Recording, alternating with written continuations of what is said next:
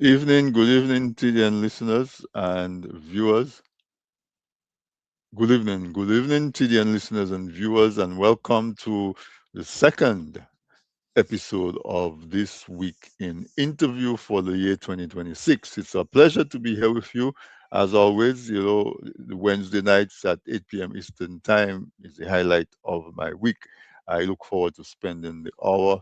Usually, it's never an hour, it's always more than an hour.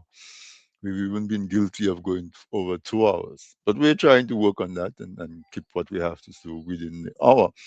But all the same, I'm saying welcome to you, those of you who are in Dominica and listening to us or viewing us on DigiPlay channel 59.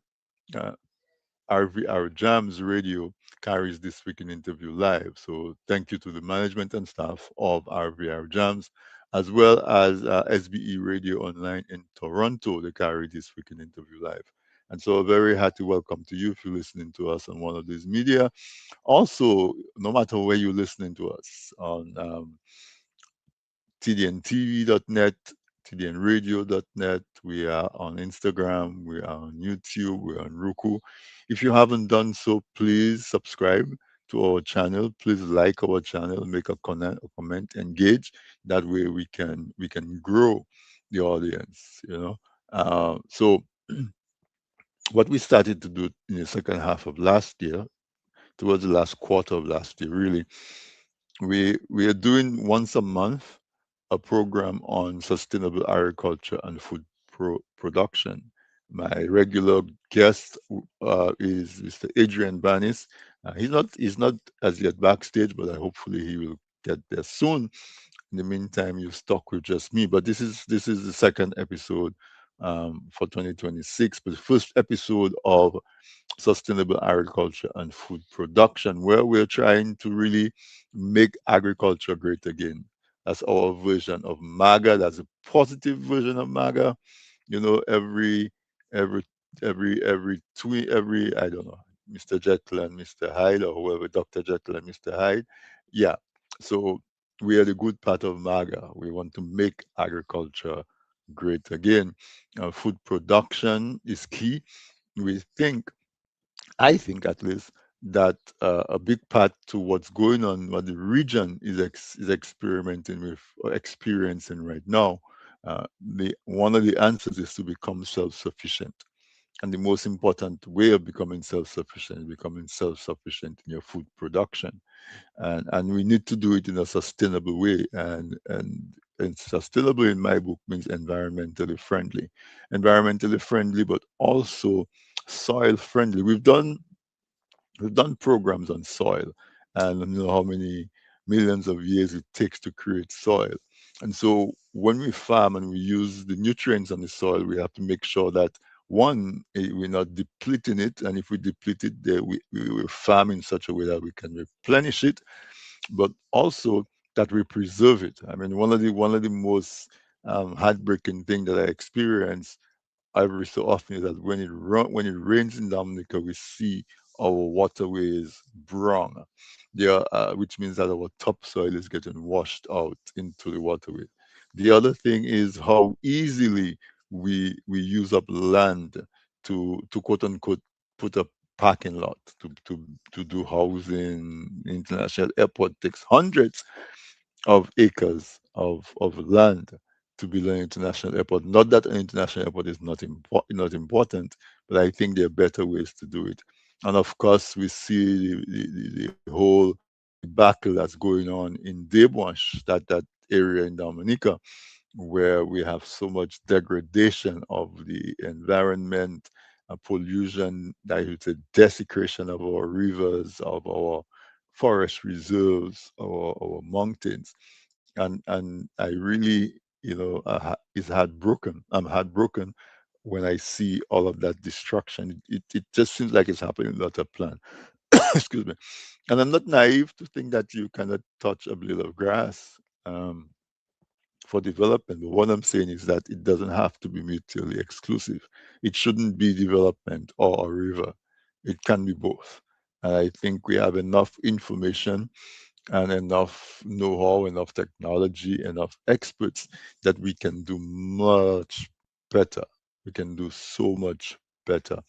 Uh, you know, in the 70s, we were talking about breaking down a mountain to build an airport. In the 80s, we were talking about that. But nowadays, in 2026, we shouldn't be breaking down a mountain to build an airport. I mean, we have tons of coastline. Those of us who live in North America and Europe, we see that they build bridges miles long. And if you go and you go to John F. Kennedy Airport in New York, you drive in and the plane is taxiing on a bridge over your head. So there definitely are other opportunities to build an airport or to provide international access to Dominica without having to be so destructive of our mountains. Don't talk about the people in Wesley who've had their land, their parental, their ancestral lands wrested from them, taken from them almost by force. Somebody will say it's not force, but it's force. And some of them have not even been compensated for that. And so when we look at Dominica or look at any country, we need to be able to decide what is the relative advantage of that country. And if you've been to Dominica, there's no way that you will not know, you will not think that agriculture and food production is a relative advantage to Dominica. And so, how can we leverage that advantage to make Dominica self sufficient in food production? How can we lend ourselves to the topography of Dominica, which is challenging, but not challenging just because of the work it takes to farm it, but challenging in terms of how much rain we get and how steep it is. And if we're interested in conservation of our resources, how challenging it is to achieve that. That but with every challenge comes an opportunity, right? They said the door to the opportunity. If you want to know what should be your next step, look at the challenge. And the challenge is usually where the challenge lies, usually where the door lies. So go to the challenge. And so, as Dominicans, we should be looking to do sustainable agriculture. We should be looking to do organic farming. We should be looking to really implement soil conservation as part of our cultural habits of food production. We used to plant a lot of vetiver. We used to slope, plant across the slope so that we reduce erosion. We used to be careful what crops we grow on which land, so that we're not causing too much runoff and washout. Construction. When we give construction permits, we need to pay attention to how is that whatever it is that they're going to construct, how how is the water, what's the plan to dispose of water. We used to do that in the 70s. When you submitted your plans for approval, planning would send somebody to your site and you had to give account as to where your runoff water from your roof, your runoff water from your plumbing would go, and make sure that it's not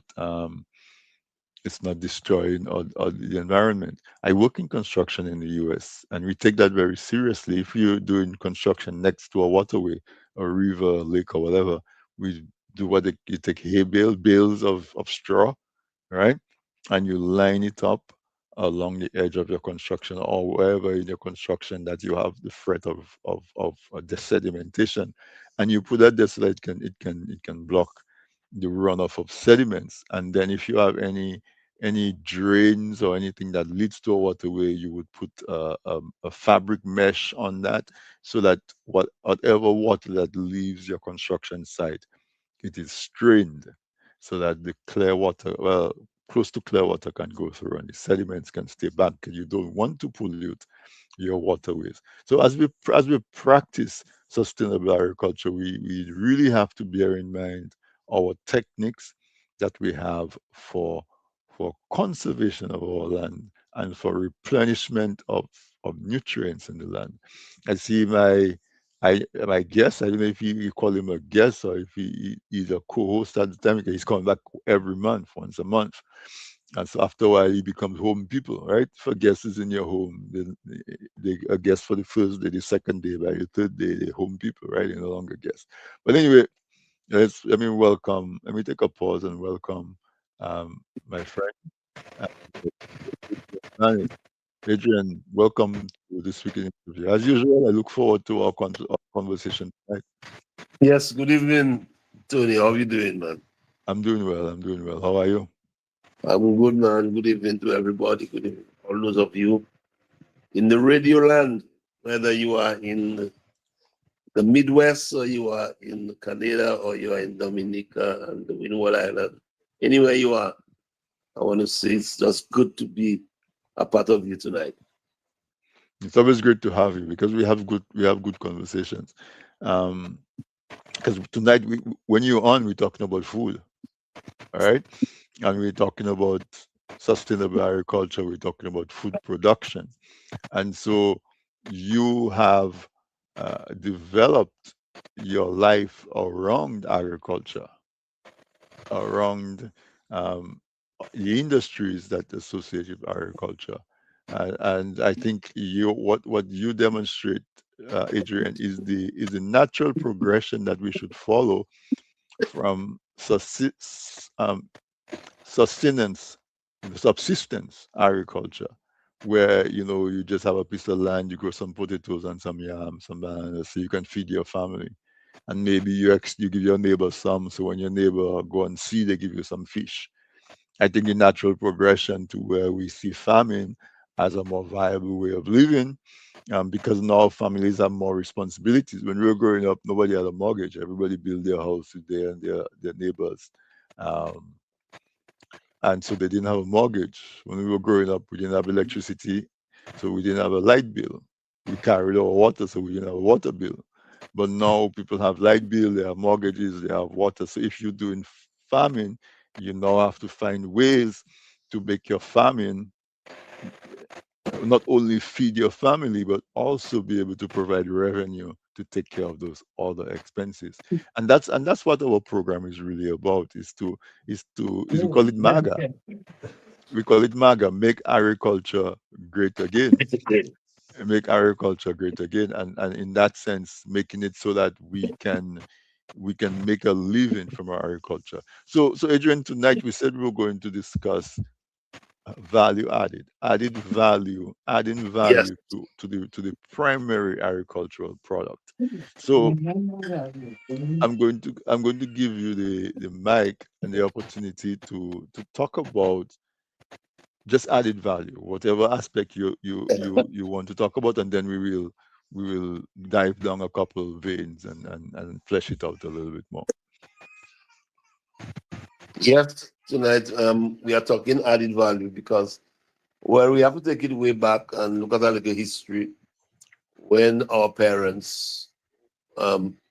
our parents used to work in the farm, and they would have all that food during Christmas time, dashed in the yam, all kind of different things. Potatoes, Yeah, and then they would eat some of it, and some of it they may have to throw it or plant it back again.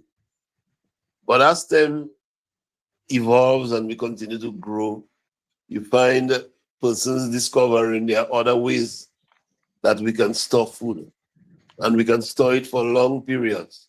That's where added value came in. hmm And today, you can see there are many, many, many, many foods in packages on the shelf, and we eat them. Some of them they prepare them in different ways. So this is something that we want to explore and we want to continue tonight our discussion as we talk about making agriculture great again, because that's where the money is ready. When we sell the fresh produce, we sell the fresh produce, but we are not going to make the kind of returns that we ought to make on the fresh produce. And when you make the fresh return, the finance on the fresh return, on the fresh produce, what happened is you may just sell, and by the time you do a couple shopping, everything is over. right. But we are looking at something that is long term, something that is sustainable. And what is long term and sustainable is we now using the excess of what we grow, and we then package them. So we make them look pretty, make them look nice, and we are putting it on the shelf so you can have food as long as you would like. You can have food to eat in different ways. I was in we had a breadfruit festival Mm. in Anguilla, and I attended that breadfruit festival, and to see how much persons use breadfruit and make different dishes. We had breadfruit juice, we had breadfruit ice cream, we had breadfruit chips, we Wow. had breadfruit, um, we had breadfruit, roast breadfruit with codfish and smoky herring. We had breadfruit in soup. We had breadfruit in all kind of ways that you You can had think breadfruit of. flour too, no? Breadfruit flour, Hmm. yeah, breadfruit flour. And now we discovered the breadfruit flour. We had a chef there, and on site, he baked the breadfruit flour bread. And man, that came out so good. I mean, it really, really had a nice taste. And the good thing about it, people stayed there until the bread baked. And they bought I mean, I saw a lady bought a whole plastic of bread. And people were really excited about what breadfruit can do. So So I he was, didn't mix it. He didn't mix it with wheat flour. It was all breadfruit flour. yes. And he made some breadfruit muffin. This Wow. thing came out so nice, man. So nice. And what I recognize, lots of people, man, they enjoy the breadfruit, different breadfruit dishes. They really enjoyed it. And that made it exciting. And so it is just so good to see you can take a product literally from fresh, and then you bring it to a place where you package it, and then you can sit down and look at people enjoy it. You know, sometimes when I travel and I go into the airport and I'm sitting there and I see people going and they buying the chips and I'm right there.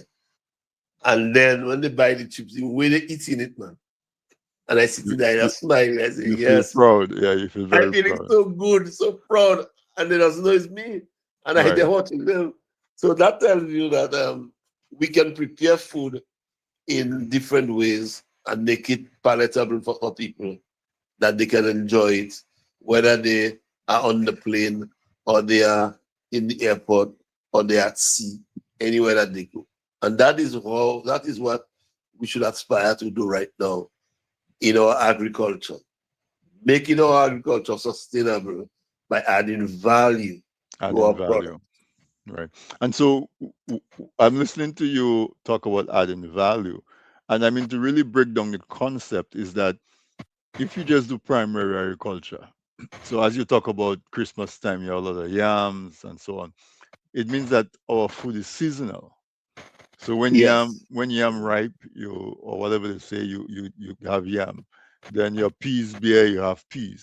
But it only lasts a certain time, right? Yeah. When it's out of season, mangoes are out of season, it's out of season. Now, adding also, suppose you're not close to where it's produced, or it has a short shelf life. So adding value then will now turn around so it will give you stuff that's available out of season. It extends the shelf life. It gives you it allows you to use the product in different ways, right? And so basically what we're saying is that the concept of adding value is to make the product more convenient for the user. That's one thing we can pursue. We have it available year round. We avoid wastage, and we make the product more versatile. So by doing that, you add in value to the primary product, and therefore you can sell it at a higher price and get a stronger markup. So one of the challenges I think that people face when they have to add value It's sometimes they don't know how to do it, and sometimes it requires an investment. Maybe you have to buy equipment, materials, and so on. How do you overcome some of those initial challenges to get started and being able to add value to your produce? Well, I've already developed a concept Mm, that I try to start in my kitchen with what I have right. and to see how I can use the product and bring it to a particular stage. Mm-hmm, Then when I see how the product is being developed, I begin now to source equipment. mm-hmm, And you have equipment that you can use to take the product anyhow you want it to be. So for instance, I'm doing breadfruit flour. So I need to have a dryer or a dehydrator, then a dryer, and then I will need a grinder to mill it. And in doing that, I begin to fall in love in doing um, products with a long shelf life. mm-hmm. Because as you know, if you do a chip, the chips because of the oil, it will last for maybe 6 months or maybe 4 months, according to the oil. You have to have the right oil for you to get the right shelf life. And Right. everything that you do, you have a science. It is not just saying you go in and do a product. There is a particular science in developing a product. That's why it's always good as a if you are going into agro processing or you're going to add value to a product, it's always good to start small and to carry out experiment to make sure you get the right formula. Mm-hmm.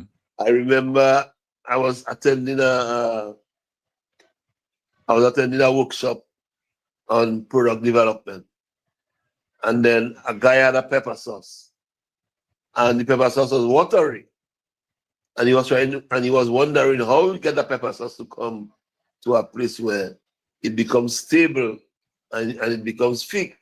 Mm-hmm. So I thought that you would have to go and take, let's say, something like flour or cornstarch, turuma, and put in the pepper sauce and to get it to a place where it get thick and it gets stable.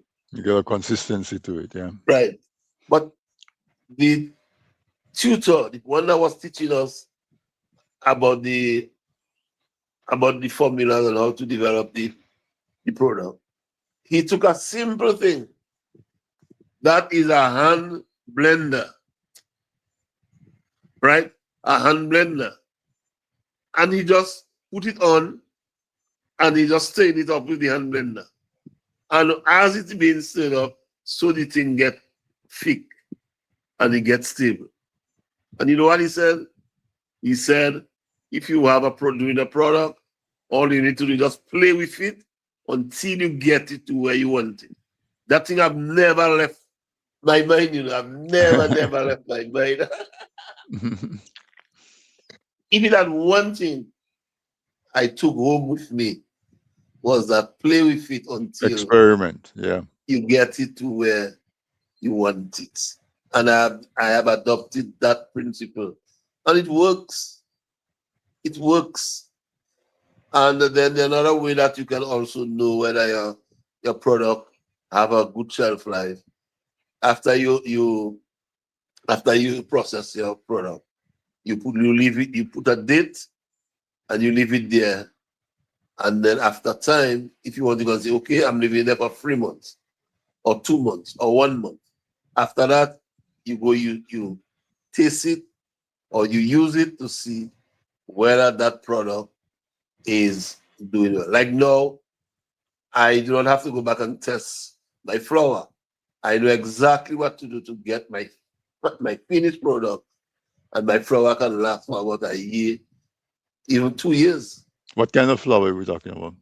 Breadfruit flour, Breadfruit flour. Okay. yeah, or plantain flour, and there's a very big market now for gluten-free flour. I Yes. can tell someone Yes. There's a once lot. There's a big movement for gluten-free flour. a very, very, very big market because I never know there are lots of people who are gluten intolerant. There's so They many cannot people. drink milk. And I remember when we were growing up, we used to drink milk like joke. Right. So I don't And know what has changed our the human body. I don't know, maybe the parents they are not eating properly and something has changed anyway. And today you have people who just cannot drink milk and cannot eat flour. mhm, So this is something that we have to begin to explore and to see how now we can become the producer of gluten-free flour instead of wait. And every year people plant plantain, and you're having lots of plantain going to places, particularly in Dominica. Lots of plantain. plantain I chip. was just I was just talking to a guy in Belize, and you're saying to me, Belize have plantain just playing cricket on the ground. It just going to waste. And I remember I was talking to a guy. You remember the guy we were talking to from Belize, Mhm. and he was saying to me, I told him about, but you can make plantain flour. He said, what is that? What is that? I don't know what is that. Right. So I said, so let me before we take the break, let me try to drive the point home about adding value. Let's take breadfruit into breadfruit flour. Okay. How many how many breadfruit would you take to make, say, a pound of flour, whatever measure you make, if it's a pound or a kilo or whatever? How many breadfruit would you take to make that? two breadfruit can do a pound of flour. Two breadfruit to a pound of flour. Now, if you Yeah, have to sell the according to this breadfruit, time. now if you have to sell the breadfruit, what's the best price you think you will be able to sell the breadfruit? Just the breadfruit. The breadfruit itself, Uh huh. well, breadfruit is now being sold for $2. So a pound or After $2 a after day. after the hurricane, they were selling it for $5. It reached as high as $5, but now it's getting back in For abundance. one Yeah, breadfruit. for one. For one breadfruit. So So now so let's go to the you high price. Let's go to the high price. $10. I don't know. We'll see for our calculations fall apart. So two breadfruit, you would sell it for $10. $10 EC. Those two breadfruit will give you a pound of flour. How much yeah, would you sell that pound of flour? a pound of flour we sell it for 30 US, 30 EC, sorry. 30 EC. So even at the high time when breadfruit was scarce, and the best price you get for a breadfruit was $5. For the two breadfruit, you would get $10. Those two breadfruit, if you convert them to flour, you get $30. So that is three times the revenue.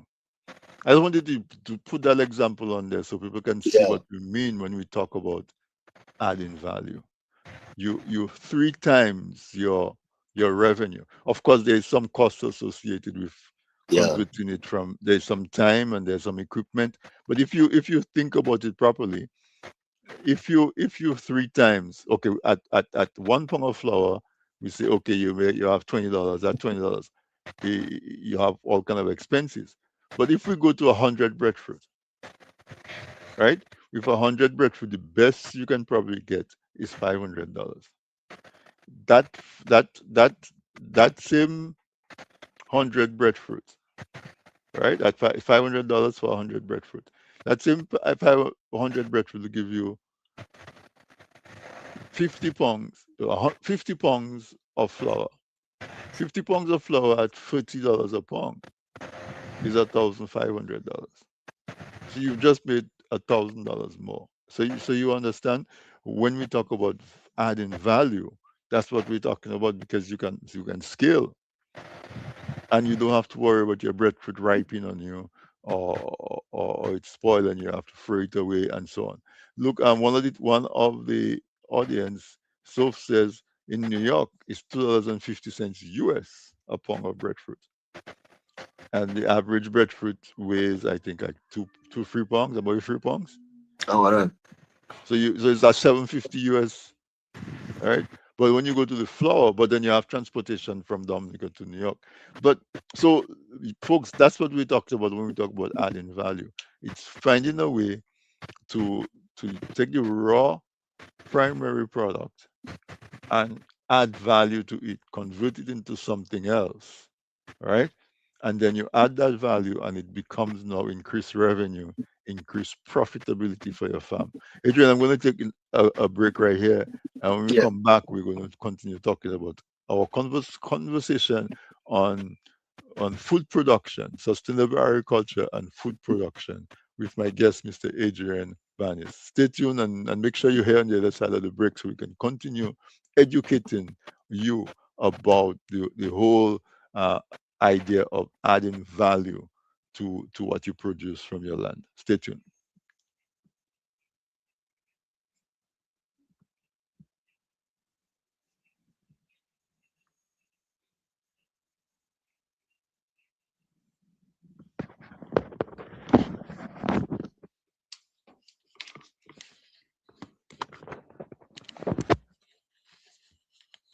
Presented by Running a radio station shouldn't be chaos. It should be simple, smart, and professional. With Joan Premium, your entire week schedule is beautifully organized and easy to manage. Real-time accuracy keeps your listeners in sync with every show. Your visitors and audience sees the right schedule every time, wherever they are. They can even choose different time zones. From analytics to social media and native app integration, Joan Premium is the professional tool your station deserves. You're never alone. We provide priority support for active license users. We're building a community. Connect with broadcasters worldwide through our Joan Community Hubs. Choose your plan, annual flexibility, or lifetime freedom. Get Joan Premium today. www.gndenterprisesinc.com or call 877-698-9894 for more information. People say I've got a great smile. Well, I have to say, this is all thanks to the professional team at Beacon Dental Group right here in Dorchester, Massachusetts. I've got world-class dental care. Beacon Dental Group has expert and caring staff dedicated to providing the most advanced and satisfactory treatment in all aspects of oral health. Their services are designed to meet your needs and give you a perfect smile, too. General checkups, cosmetic surgery, Gemini laser service, and advanced procedures, all in a state-of-the-art facility. Call or visit Beacon Dental Group today, 1026 Blue Hill Avenue, Dorchester, Massachusetts, or call 617-282-2146 for a smile that lights the world. Looking to promote your business, engage current customers, and reach new people? Well, look no further. From the basic presentation to a fully fledged advertisement, use your video ads to attract customers. At Man's Audiovisual Productions, we do just that. We produce videos for business and event promotions, product demo videos, animated explainer videos, fundraiser ads, and much, much more. Engage your clients and sell online. We customize the video to match your brand design. Guaranteed to play flawless on all devices, including smart TVs. Contact us at telephone number 203-690-4342 or 767-245-6238. Visit our website, mansaudiovisual.com, or email us at derekvideo@gmail.com.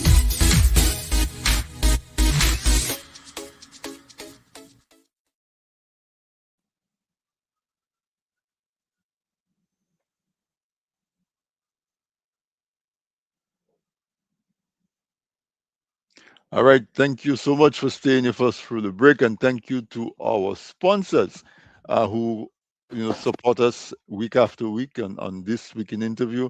And tonight, folks, we continue our MAGA series, Make Agriculture Great Again. And we, I guess, is Mr. Adrian Banis. Tonight, our specific topic is adding value to your agricultural produce increases your revenue. It increases your shelf life. It allows you to have your product year round. If you do it properly, it increases your profitability. It makes your business of farming even more interesting and more versatile and more diverse. It gives you the opportunity to scale your business because you now on the same piece of land you can increase the revenue that you get from from your farm. Because if let's say you have 10 acres, that's what it has. That's what you have. If you add value, you can increase your revenue without having to go look for another 10 acres to farm.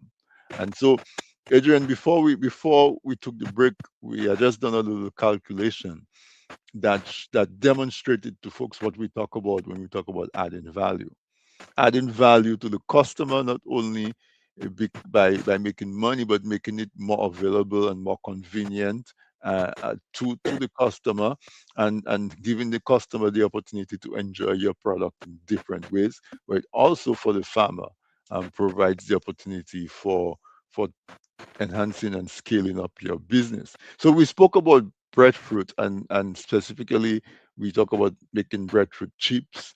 We talk about making breadfruit flour, and we said that this chef at a recent event was able to show that you can make bread and pastries from breadfruit flour directly, because most alternate flour usually requires you to add in back a little bit of wheat flour for you to get it to be able to behave the way to make it rise and so on. But the exciting thing about it is that you said this guy was able to make bread and muffins and so without having to add any wheat flour to that. Some of the other products that you have that you add value to.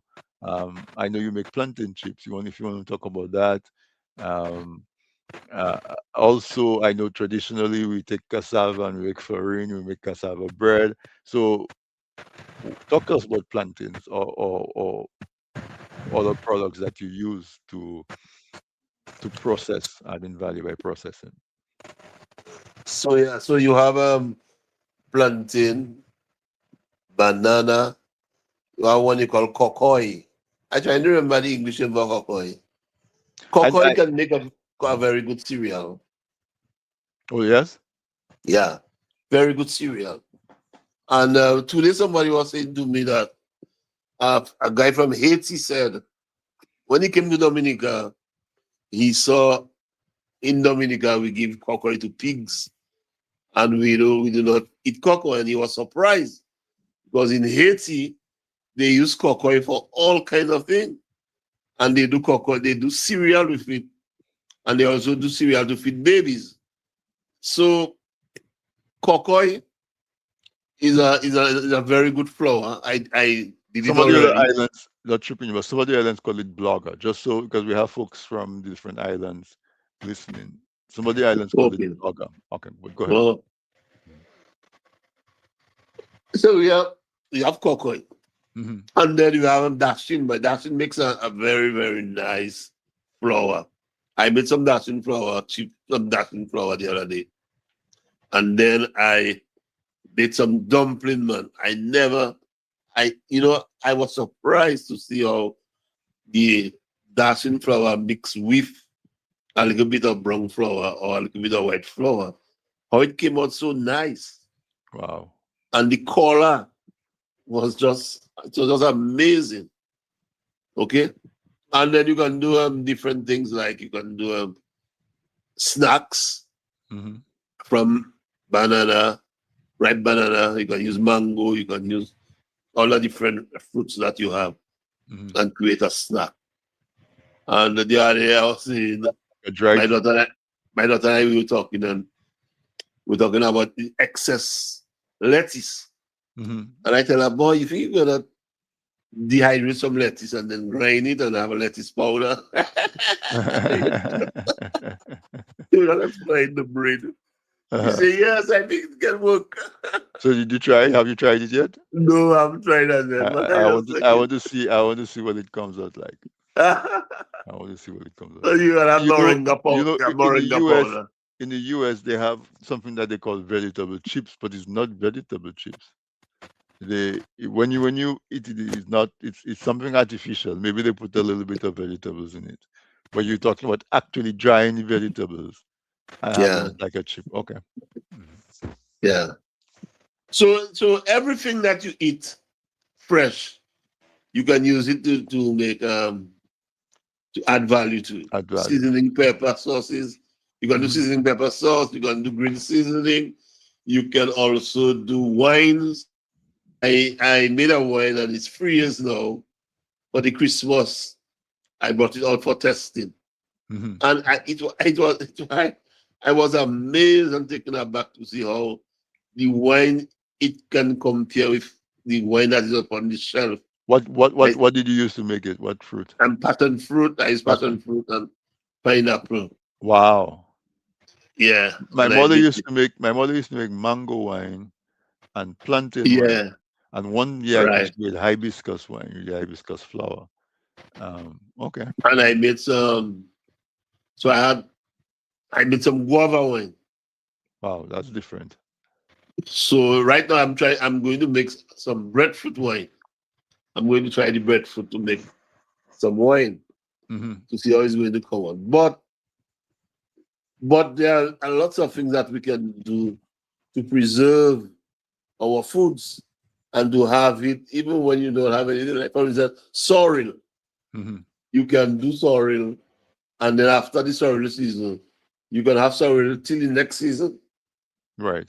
The dried Okay, sorrel, right? yeah, dry sorrel. Hmm. Okay, so there are lots of things that we can do, but the thing is that it's just being innovative and being creative. The other aspect we need to talk about when we talk about adding value. One of the values that we can add is cooperation, right? Yeah, yeah, So if you have your farm and you have plantains, for example, and 2 or 3, miles down the road, somebody else is also planting. Everybody doesn't have to invest in machinery and drying equipment to make plantain chips or plantain flour. Y- Farmers can come together in a cooperative, right? Collaborate and add value that way. And so therefore you build community, you get the added value of building community and skill. You want to address that, talk about those opportunities as well. even that would be one of the best things because if you have to look at in the bigger countries, for instance, the people that drink cranberry juice, it's a cooperative. It's a cooperative. Yeah, they came together and they started small and now they are a huge cooperative.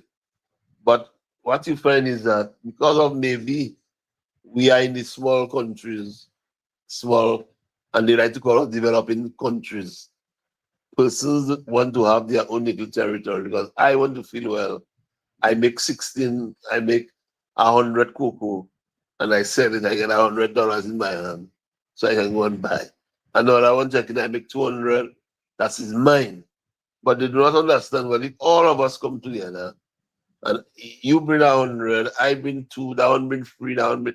In the end, we're going to make um a couple thousand and then we have minimum effort, but we'll be able now to take care of ourselves by we sell and then we can now you have dividend and you can still sell the fresh produce to turn into the added value and you can make money All around. Not only all that, around you're making you money, can learn from each other.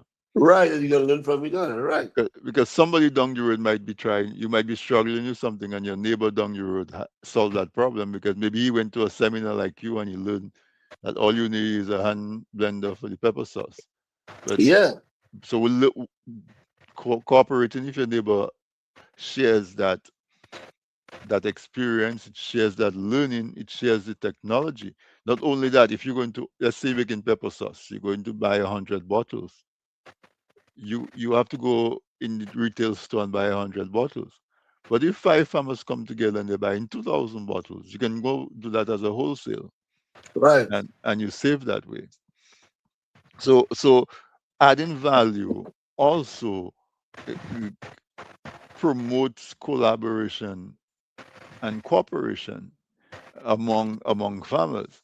You Because you from Castlebrus, I'm from Castlebrus, we remember when the Castlebrus Cooperative and the Antil Farmers yeah, yeah, Cooperative were formed. By pulling their labor together, they were the biggest banana producers in the country, pretty much. So we could do the same thing. The same way they came and produced bananas to export, you could come together and produce bananas to make banana juice.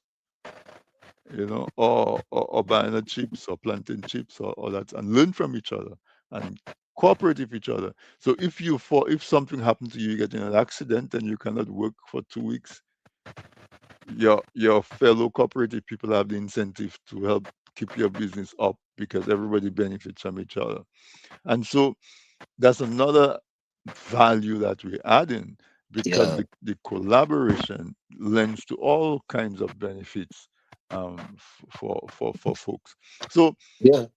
let's take it out of fear and bring it back to practical. If somebody's listening to us right now and they're in Dominica, they don't have to be in Dominica, because I know recently you were in Grenada, and then you went to Trinidad, and then you went to Anguilla, and then you went, you know. So you can help folks no matter where they are. But I want you to give the opportunity to invite people to contact you, because you're willing and you are able and you have the know-how to assist them in starting their added value, whatever it is, process on their farm. Yeah, that's why we have set up a consulting company, which is Bonnet Consulting, Hmm. and we are we have set up um, a system where we can come in and assist you in establishing your farm, teach you how to grow the crops, teach you how to plant the right crops in the right way, and then we can also teach you how to add value to your crops. We can also source equipments for you. We can design packaging. We have a one-stop shop. Hmm. So then if you are interested, you can reach us at you can reach us at 1767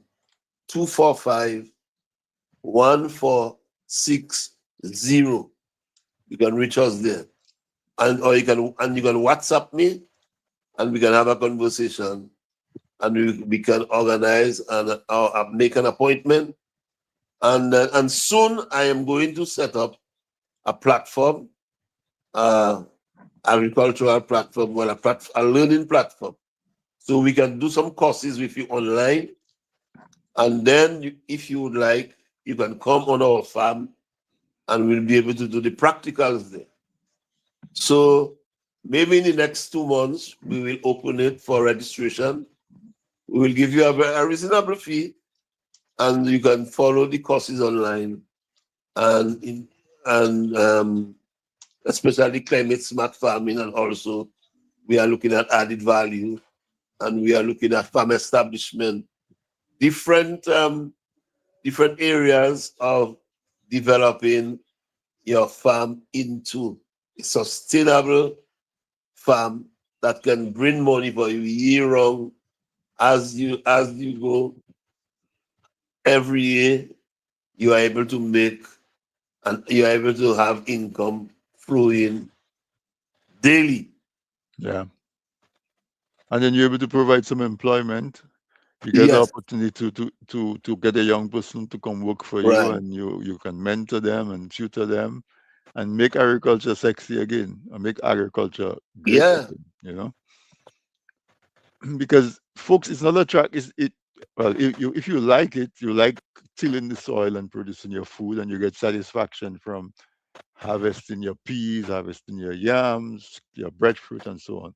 But imagine the added satisfaction and pleasure you get from not only harvesting, but after you harvest, you turn your product into this wonderful, um, added value product that makes it available year round.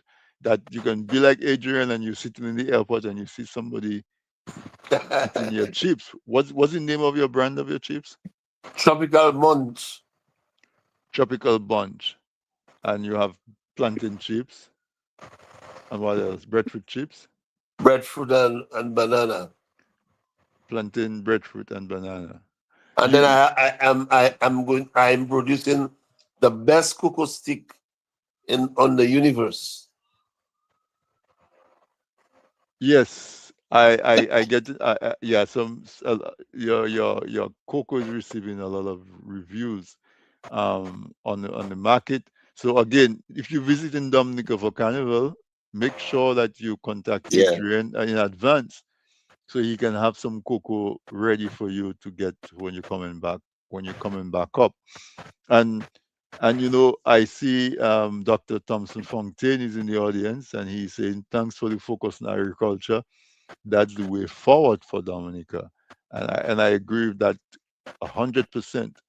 There's two ways Dominica goes forward. There's three really: agriculture and food production, especially if we're doing agro processing and adding value, water, and of course our natural resources and our eco resources in Dominica. I think those three are key.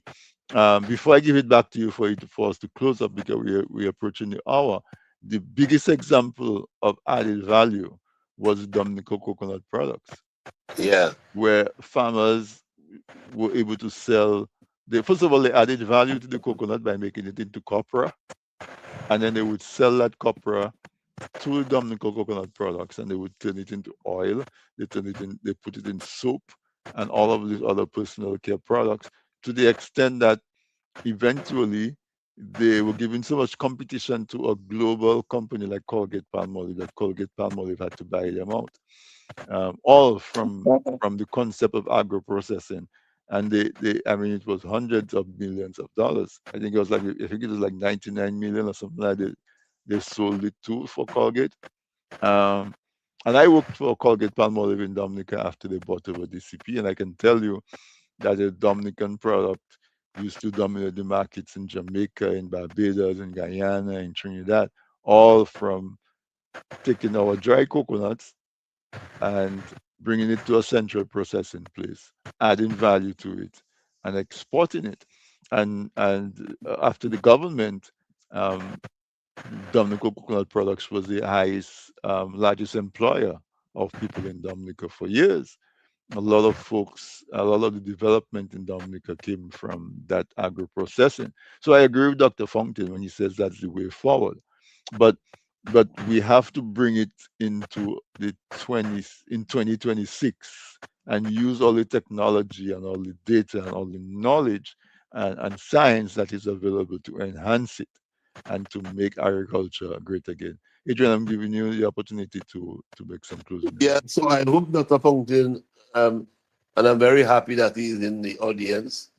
So I am sharing this information so he can know, as he put his cabinet together, he can begin to think of where he's going to place me to help government, to help the government, to help the new government that is coming, He that cannot is go going to wrong. be there He to cannot go develop wrong. Mhm. agriculture in a big way. Because what I have noticed, whilst in Dominica, they may not be looking at you and I as one of that can assist in the development of Dominica with our skills and talents. Other countries that are just diving on us when they get to know about us. Mhm. Mhm. And then so it would be sad for me to see I'm leaving Dominica and go to another country, building the economy in agriculture, and I cannot build mine. And you don't have the opportunity to do it in Dominica Right, not or the opportunity to build yeah. mine. Okay. It would be really sad. So So that so that the Prime Minister big in up. waiting, right? Yes. He will be there. He'll be the prime minister. The Prime Minister in waiting. I'm Take note. I I'm going to work with him to ensure that he becomes the prime minister. Because if he's fixing everybody's economy, it would be a shame that he cannot fix our own because the Right. people are rejecting it. Mhm. So I think, well, we should now appreciate that we have someone that can do a job and can restore, not just do a job, but can restore economies and bring them to a level where we can have sustainable and we can have money flowing. All right, so it was really nice tonight again to be on the panel, and I think the program that we are doing every third Wednesday, it is really informing and sharing our knowledge, and also sharing and motivating you that agriculture, there is money to be made in agriculture. We just have to do the right thing.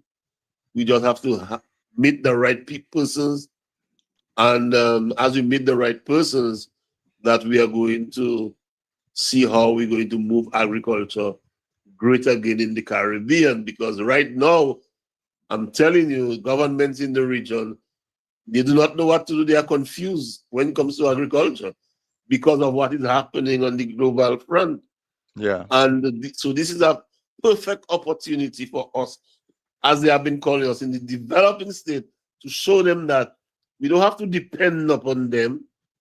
And if they pull things away from us, we can still stand and make it, and we can still come back and feed them. Look at Cuba. They put them back on Cuba for a number of years, but that pushed Cuba to become creative And and self-sufficient. innovative. Hmm. Hmm. And Cuba is still surviving Yeah. after how many?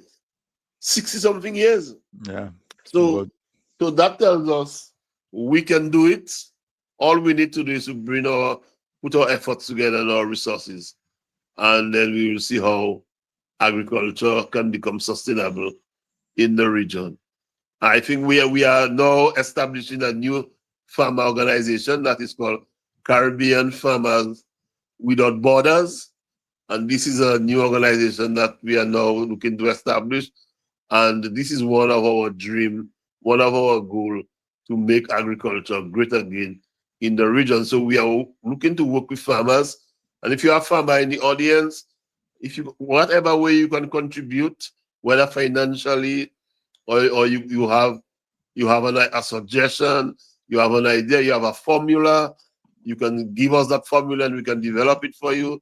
And whatever way you can contribute, I would really appreciate that you come forward and you contribute towards the development of food security in the region. so, Adrian, thank you so much for that. And thank you for your experience and your continued vigor and energy and enthusiasm around agriculture. I could not have picked a better co-host for this MAGA series to make agriculture great again, and it can move on so many fronts. Uh, our primary and first objective is to make our country self-sufficient in food production, Yep. and then a close second to that would be to have surplus to export. And in all Right. of that, we want to be able to process that into adding value so that in these modern times where we have refrigeration, we have electricity, we have knowledge, we can really apply our brain power to the resources that is in the soil, in the air, in our water, and we can come up um, with added value to those products. And so that's what we have to embrace, and those challenges that we see out there, those are forcing us, hopefully it's going to force us to focus inwards, so that we have to create an environment in our countries for our young people to be able to see a way to make a living, a decent living, to have a certain quality of life without connecting it to migrating out of the country and out of the region. We have to be able to make our countries work where somebody sitting there imagining themselves 10 years from now, not where the only hope I have if I can go to America, if I can go to this country or that country. Nothing wrong in people traveling and being adventurous, but it should not be because we don't see any hope where we are. We have to be able to be able to have our society organized in such a way that we're not constantly exporting our most important resource, which is our people. And we have to find ways to allow Adrian and myself, for that matter, to be able to use what we learn to contribute to that process of making life better for for our people. We have to be able to educate our people so that when they're making decisions about leadership, they're making decisions about leadership based on data.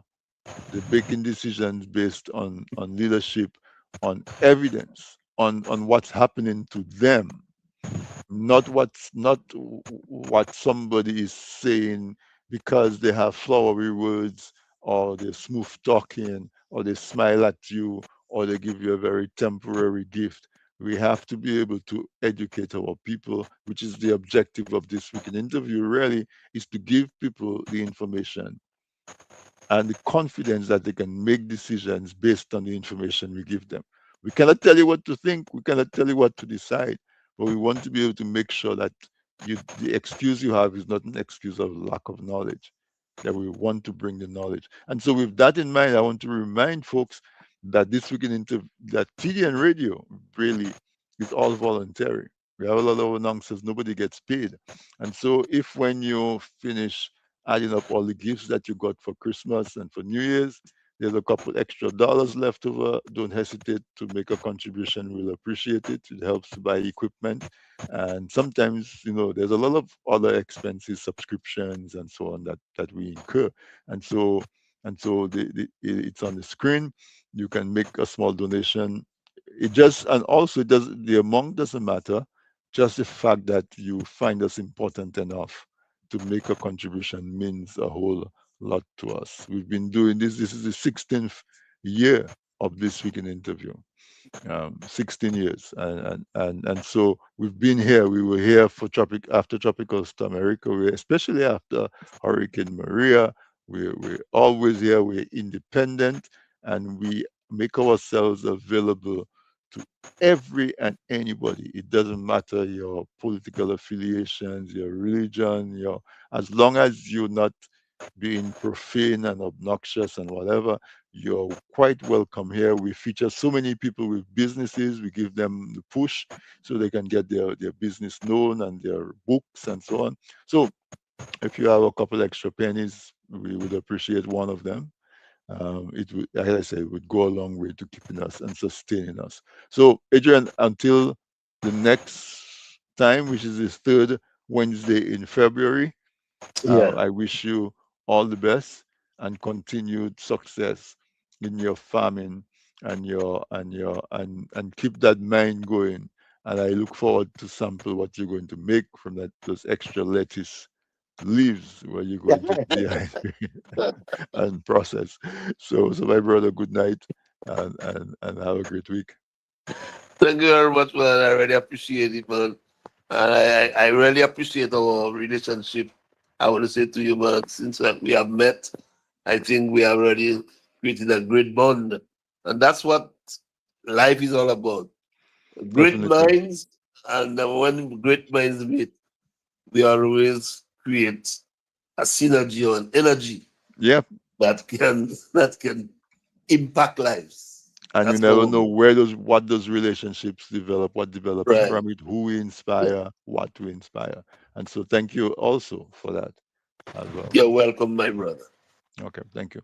So, folks, there you have it, another episode. This is the second episode of our 16th season of this weekend interview. I think it was great. Our MAGA series, Make Agriculture Great Again.